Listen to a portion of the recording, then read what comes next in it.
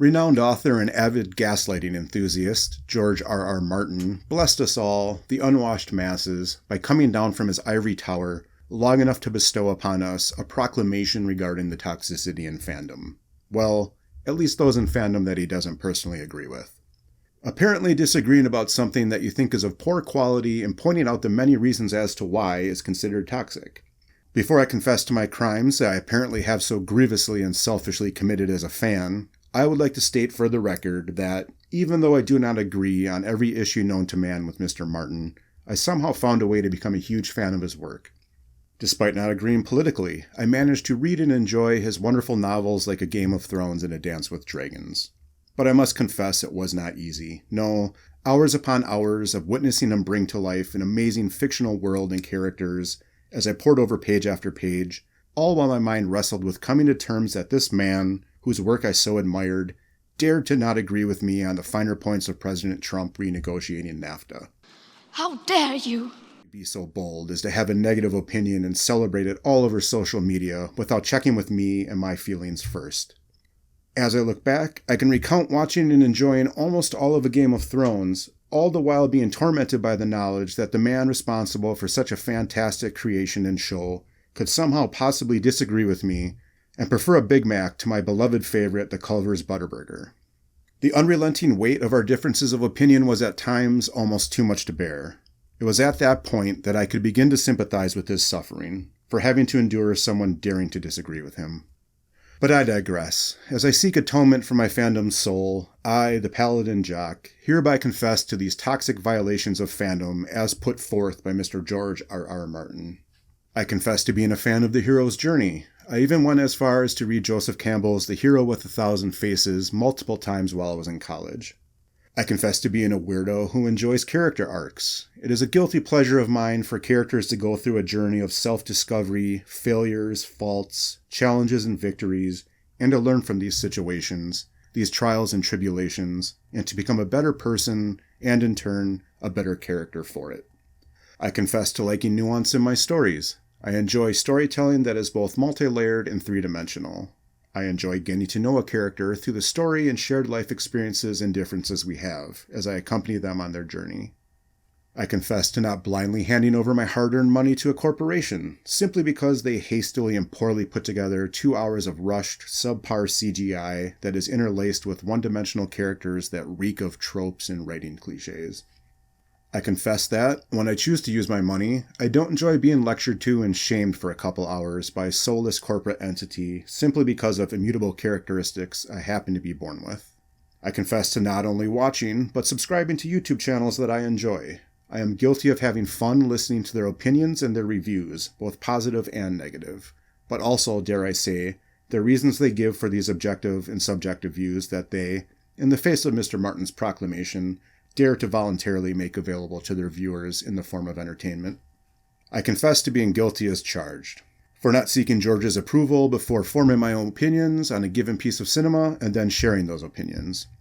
I'm a toxic fan who shares his love and opinions of all things pop culture with those around him, who started this YouTube channel as a fun little way to knock off 20 years of rust in video editing, who will dare to be so toxic as to call out vile corporate entities like Disney when they call their audience phobes and ists, simply because we didn't lap up their soulless sludge of content and didn't just shut up and hand over our money to reward them for making a terrible, boring, and mind-numbing product. I will take my scarlet letter T and wear it with shame. Or is it pride? Either way, I'm thankful for people like George, who aren't afraid to let a little thing like hypocrisy stop them from lecturing the very people that exchange their valuable time and hard-earned money to consume their art, and in doing so, make that creator's life richer, both literally and figuratively, and elevate them to those ivory towers they so love. The truth is, nerddom, whether it was pop culture, sports, or music nerds, has always argued and disagreed. We've always celebrated the good and mocked the bad. If a movie studio put out a piece of crap, we all called it a piece of crap. What a piece of junk! We sat around debating who would win in a fight, Darkseid or Thanos. Well, that depends. Darkseid with or without his Omega beams, and for that matter, Thanos with or without the Infinity Gauntlet. And if he does have the gauntlet, how many Infinity Gems does he have? You get the point. We'd debate who was the better Starfleet captain, Kirk or Jean-Luc. For those of you wondering, it's James Tiberius. We'd argue over who would win in a game of one-on-one in their prime, Shaquille O'Neal or Wilt Chamberlain. We'd debate who would win more games if they switched teams, Steve Young with the Packers or Brett Favre with the Niners. We'd pontificate about who was the more valuable class in Dungeons & Dragons, and we'd give our cases for who was the more influential new wave band, the Smiths or the Pet Shop Boys. The eternal debate will always rage which was better, the Sega Genesis or the Super Nintendo. I for one prefer the SNES, but will cede that my preference is probably the inferior system. We'd sit in the record store and ask each other who was the better guitar player, Eddie Van Halen or George Lynch. I once argued with a friend for over an hour, while sitting at a bar, that Higgins was actually Robin Masters on Magnum P.I. His look was an obvious nod to Ernest Hemingway. Like Hemingway, he was a war veteran. He was extremely well-spoken and well-read, and we never see Robin Masters, and only Higgins ever interacts with him. He was clearly Robin Masters, and my idiot friend was clearly wrong, and I was clearly right. So there, John, you're still wrong 22 years later, at least in my opinion. The difference was, back then, at the end of the day, we were all friends and fans.